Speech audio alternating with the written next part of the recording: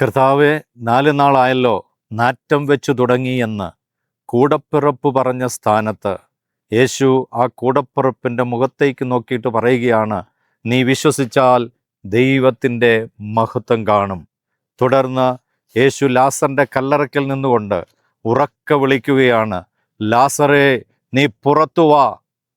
പ്രിയരെ, ജീവിതത്തിൽ ഏത് പ്രതിസന്ധികൾക്കുള്ളിൽ, ഏത് ചങ്ങലയ്ക്കകത്ത്, ഏത് കാരാഗ്രഹത്തിൻ്റെ അകത്ത്, ഏത് നിന്റെ വിഷയം മരിച്ച് അടക്കപ്പെട്ട അനുഭവത്തിലാണെങ്കിൽ പോലും നീ ഒന്ന് വിശ്വസിച്ചാൽ, യേശു കർത്താവിൽ വിശ്വസിച്ചാൽ, അവൻ നിനക്ക് വേണ്ടി തൻ്റെ വചനം, തൻ്റെ ശബ്ദം പുറപ്പെടുവിക്കും.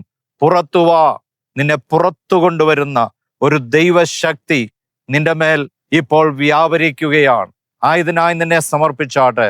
കർത്താവ് നിന്നെ അനുഗ്രഹിക്കുമാറാകട്ടെ.